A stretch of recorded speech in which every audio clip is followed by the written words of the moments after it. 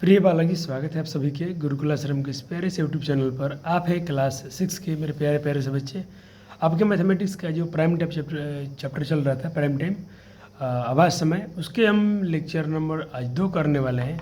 और आपके चैप्टर को मैं बोला था कि अक्टूबर तक बहुत कुछ फिनिश किया जाएगा, लेकिन आई एम सॉरी कि बहुत मैं थोड़ा लेट हूँ आपके लिए।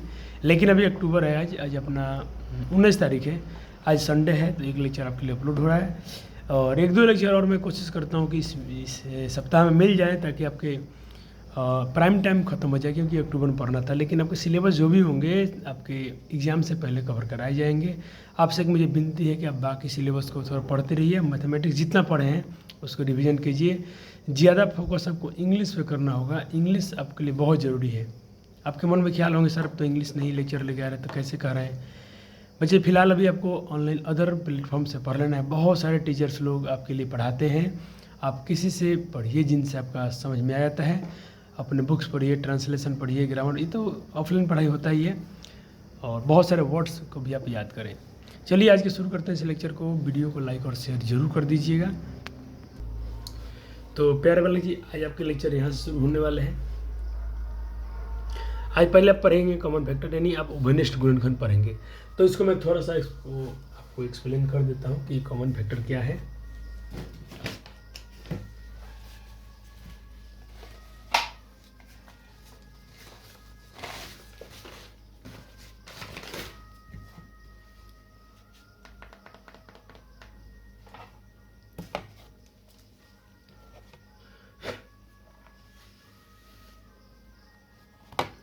देखिए, कॉमन फैक्टर कैसे पकड़ना है। अगर मैं आपके लिए एक नंबर देता हूँ, मैं बोलता हूँ कि यहाँ पर कोई नंबर 12 है और यहाँ पर नंबर कोई मान लीजिए आपके पास 18 है। पहले दोनों का बोलूँगा कि आप इसका फैक्टर निकालिए। कॉमन फैक्टर क्या होगा, पहले फैक्टर निकालिए। फैक्टर क्या होते हैं? जो किसी संख्या को पूरी तरह से डिवाइड करते हैं। तो 12 कौन कौन ऐसे अंक है जो 12 को पूरा डिवाइड करेंगे? तो 1 कर सकता है, 2 कर सकता है, 3 डिवाइड करेगा पूरा, 4 भी 12 करेगा, 5 नहीं करेगा, 6 करेगा, और उसके बाद खुद 12 ही 12 को डिवाइड कर पाएगा। तो ये जो संख्या दिख रहे हैं, ये सारे के सारे इसके कॉमन फैक्टर हो गए। ऐसे ही 18 के पूछेंगे तो 1 2 3, और इसके पास 6 भी कर पाएगा, 36 18, फिर 9 कर पाएगा, और फिर 18 कर पाएगा।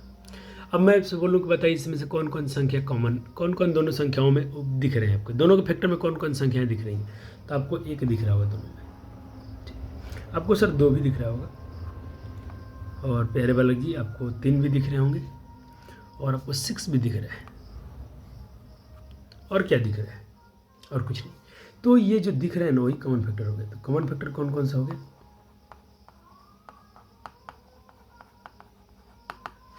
कॉमन फैक्टर हो गया 1 2 3 6। तो ये सारे के सारे कॉमन फैक्टर हो गए। मुझे लगता है कि आपने कॉमन फैक्टर का बहुत अच्छे समझ लिया। आप कुछ भी कर सकते हैं। और ये एक बार थोड़ा सिलेबस खत्म हो जाने दीजिए बच्चा जी, आपके बहुत सारे क्वेश्चन को प्रैक्टिस कराए जाएंगे। वैसे आपको बुक के सारे क्वेश्चन तो कराए ही जा रहे हैं। आप अपने बुक के क्वेश्चन का अभ्यास करते रहेंगे तो आपके काम हो जाएंगे। जस्ट अपनी परीक्षा दिया था, आपको पता था कि बुक से ही बहुत सारे क्वेश्चन आपके 90% क्वेश्चन बुक से ही पूछे गए थे। तो बुक पर पूरा कमांड कीजिए, आपके काम हो जाते हैं। फिर भी थोड़ा एक्स्ट्रा आपको पढ़ाया जाएगा, परेशान नहीं होना है। वैसे हमने देखा कि 14 और 36 के फैक्टर में 1-2 ही कॉमन फैक्टर निकला। तो इसका कॉमन फैक्टर तो कहते सर संख्याओं का सारा गुणनखंड कॉमन फैक्टर जो 2 या 2 से अधिक संख्याओं को अधिक तरह से पूरी विभाजित करते हैं। अब देखिए, 1 है ना 14 को भी करेगा, 36 को भी करेगा, 2 है ना 14 को भी करेगा, 36 को भी करेगा। तो ये कॉमन फैक्टर कहलाते हैं। क्लियर है? चलिए चलते हैं आपके बुक्स में थोड़ा हम। Page number 110। आपके मैथमेटिक्स अब अच्छे हो गए हैं। इधर के सवाल आपको अच्छे मिलेंगे, परेशान की। उधर शुरू में आपको थोड़ा सा लग रहा था कि बहुत सारे हमको समझ नहीं आ रहा है। आइए क्वेश्चन पहले आप लिखिए। पहले ये क्वेश्चन नोट करेंगे आप। 1 नंबर वाला, ये मैं 1 नंबर डाल दिया हूँ, अभी 1 नंबर डाल सकते हैं। अरे कौन सा संख्या छलांग लगाकर, छलांग का आकार कौन सा संख्या कौन सा छलांग जो होगा छलांग का आकार होगा जो 15 30 दोनों तो पहुंच जाएगा। बात आपसे कॉमन फैक्टर का ही पूछा जा रहा है। मैंने अपने कुछ टॉपिक इधर छोड़ा था, आप पढ़ने के लिए पढ़ सकते हैं। देखिए यही सब है जैकपॉट वाला में, वही छलांग की बात कर रहे हैं जिसको हम कॉमन फैक्टर बोलते हैं।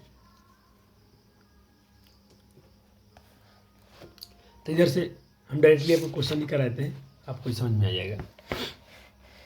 पहले क्वेश्चन लिख लिए, कौन ऐसी संख्या खोजेंगे जो उसका छलांग मार के 15 भी पहुंच सकता है, 30 भी पहुंच सकता है। यहाँ बहुत सारे छलांग का आकार संभव है, उन सभी को ढूंढने का प्रयास कीजिए। 15 30 के लिए पहुंचने के लिए बहुत सारा है, सबको ढूंढिए। सवाल नोट हो गया, तो पहले आइए एक बार रफ में पहले समझ लेते हैं। देखिए 15 के लिए क्या होगा, तो 15 कॉमन फैक्टर हो सकता है। 15 कॉमन फैक्टर क्या होगा, तो वही 1 3 5 3 15, उसके बाद 15 कम 15। वैसे ही आपसे क्या बोला गया था, एक 30 के लिए। 30 के लिए 1 हो जाएगा, 2 हो जाएगा, 3 10 30, 4 से नहीं होगा, 5 6 30, उसके बाद हो जाएगा आपका 5 6 30, 10 3 30, उसके बाद हो जाएगा 15 दूना 30, और फिर 30 से कम 30। इतने सारे संख्या हो जाएंगे। इसमें से कॉमन क्या दिख रहा है, दोनों में 1 दिख रहा है, दोनों में 3 दिख रहा है, दोनों में 15 दिख रहा है, तो यही तो हो जाएंगे। तो आइए इसको एक बार आपको पहले हम अच्छे से बनवा दें इसके सवाल को। देखिए तो पहले हम लिखे 15 का फैक्टर, हमने क्या लिखा, पहले 15 का फैक्टर लिख दिया, 1 3 5 15, वैसे फैक्टर 15। फिर लिखेंगे हम 30 का फैक्टर, एक ये सब अब दोनों में, अतः इसमें देख रहे हैं 1 3 5 और 15, ये सारे संख्या इसमें कॉमन है, तो इसीलिए ये संख्या से हम छलांग लगाकर हम दोनों के पास पहुंच सकते हैं। दोनों के पास पहुंचने मतलब दोनों के लिए कॉमन क्या है, वही कॉमन फैक्टर। चलिए हो गया। आइए सवाल नंबर 2 करते हैं इसके।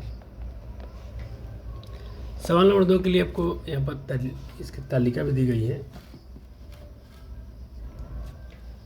सवाल नंबर 2 के लिए इसकी तालिका भी दी गई है यहाँ पर। कहते इस तालिका को देखिए, तालिका में देख रहे हैं कहीं को सर्कल है, सर्कल है, सर्कल है, सर्कल है, और कहीं सर्कल के साथ साथ उसको शेड, उसको कलर भी किया गया है।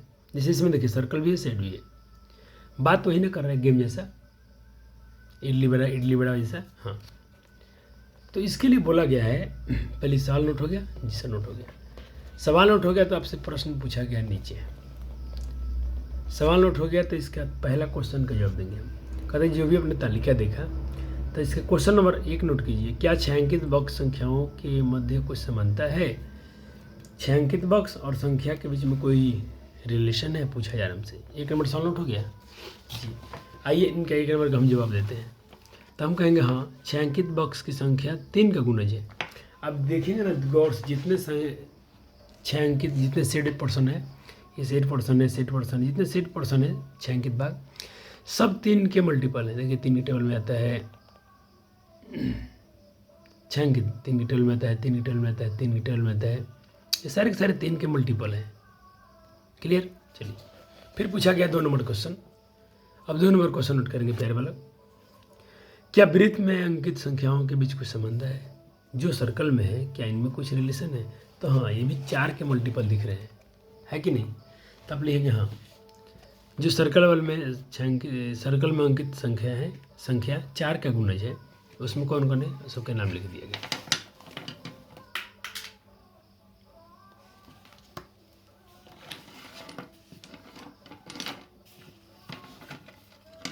हो गया नोट जी। अब आइए इसका 3 नंबर क्वेश्चन देख लेते हैं। कह रहे हैं कि ऐसी कौन संख्या है जो छायांकित बॉक्स और वृत्त दोनों में शामिल है, और उसे क्या कहेंगे। छायांकित और सर्कल ये हो गया, शेड और सर्कल ये हो गया, शेड और सर्कल में ये हो गया। तो ये क्या है, 36 48 60, ये दोनों 3 और 4 दोनों टेबल में आते हैं, तो इसे हम क्या बोलेंगे, कॉमन मल्टीपल, है कि नहीं।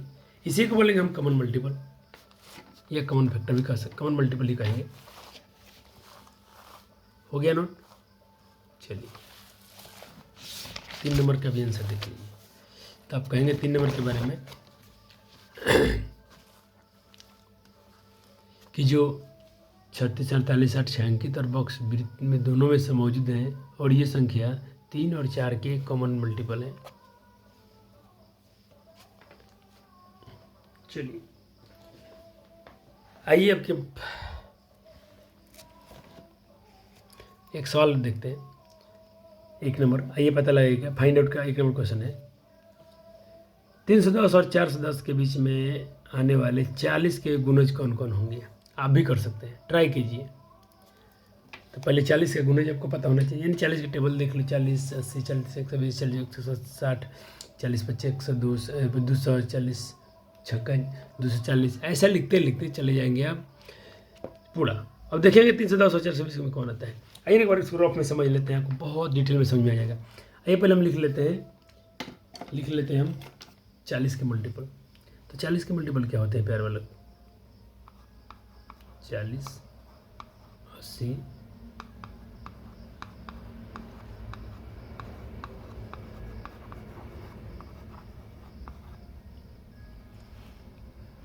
और मैं इधर लेता हूँ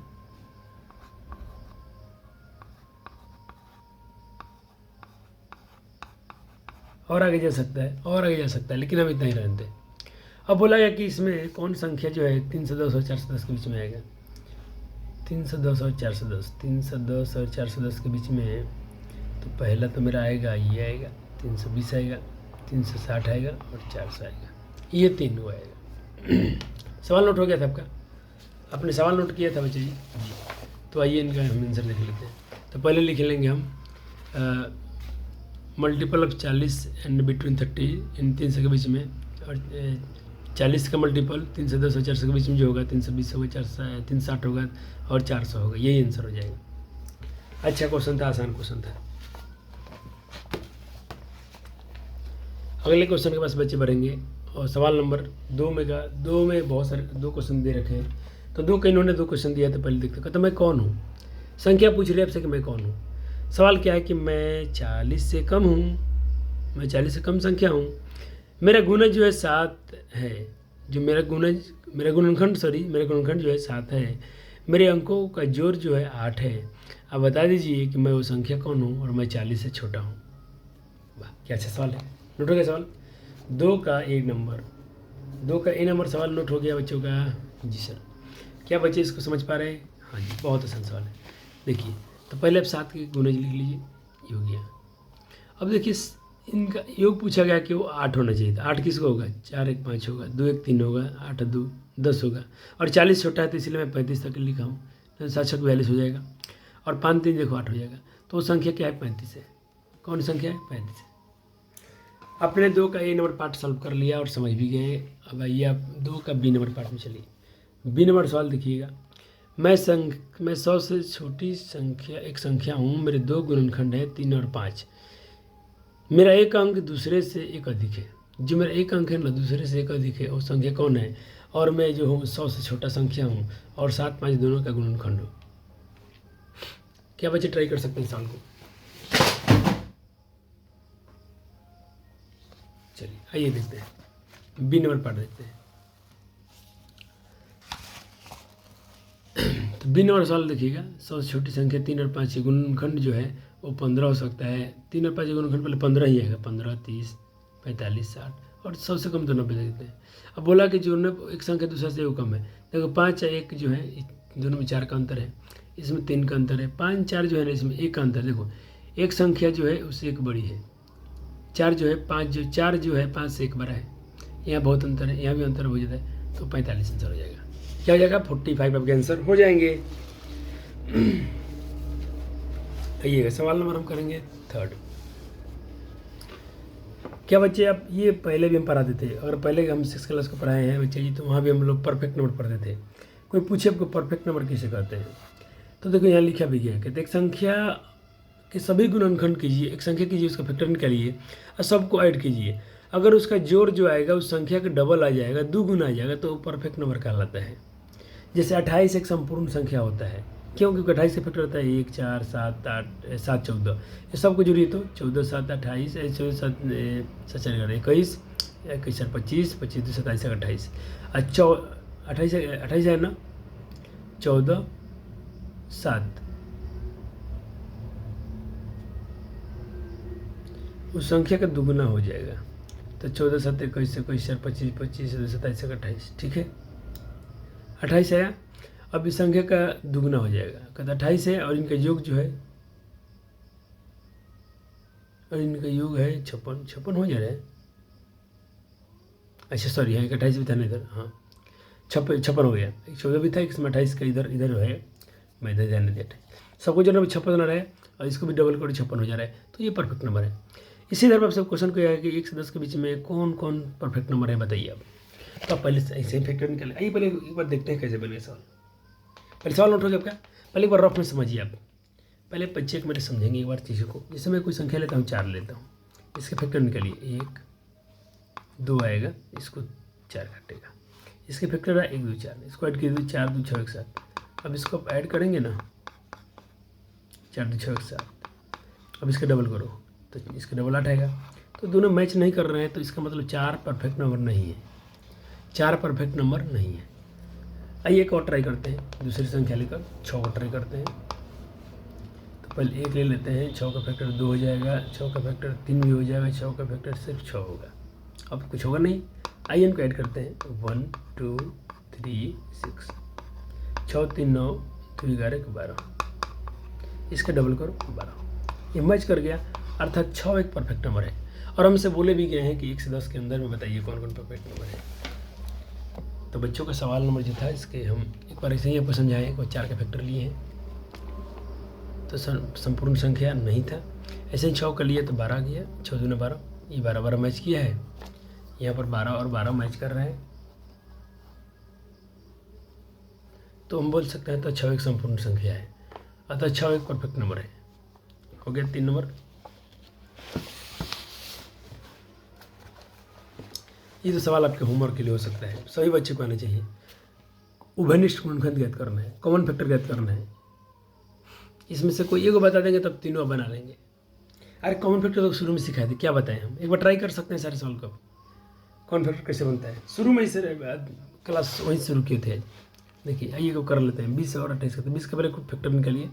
1 2 से कटेगा 4 से, 5 से 10 से, ऐसे ही 28 जो कटेगा 1 से 2 से 4 से 7 से 14 से 28 से। कॉमन क्या क्या हो रहा है, 1 हो रहा है, 2 हो रहा है, 4 भी हो रहा है, और कुछ भी नहीं। तो 1 2 4 इसके फैक्टर कॉमन फैक्टर हो गए। क्या हो गए, उभयनिष्ठ गुणनखंड। अब आप 35 और 50 वाला ट्राई कर लीजिए। सवाल नंबर 2, सवाल नंबर 2, सवाल नंबर 3, सवाल नंबर 4, यानी ABCD जो भी सवाल है आप उसको कीजिए। ठीक है, सी भी आप 3 नंबर लगा, तीनों संख्या लगा देता हूँ। 4 का फैक्टर निकालेंगे ऐसा आएगा, 8 का निकालेंगे या 12 का। या क्या कॉमन हो रहा है, 1, सब में 2 है, सब में 4 भी है, तो 1 2 4 इसका भी कॉमन फैक्टर हो गया। अब ऐसे ही आप D नंबर क्वेश्चन कर लेंगे, 5 15 और 25 वाले, है ना। होमवर्क कर जाएंगे बच्चे, मेरे बच्चे होमवर्क कर लेंगे। जी सर बहुत कम होमवर्क दिए पूरे। अगर देखेंगे मेरे इतने सारे लेक्चर्स आए आपके लिए, क्या होमवर्क दिया है नहीं। सारे क्वेश्चन तो हम ही करते हैं, आप सीखते हैं। अच्छा मुझे अच्छा लगता है बच्चे मेरे सीखते हैं। अब सवाल हमसे करें जाएंगे यहाँ पर 5 नंबर। कहना 3 ऐसी संख्या ज्ञात करना है जो 25 की गुणज है लेकिन 50 का नहीं है। चलो ट्राई कर लेते हैं। तो पहले दोनों का फैक्टर लिख लें। सवाल नोट हो गया बच्चों का। देखिए तो पहले हम 25 से गुणज लिख लेते हैं।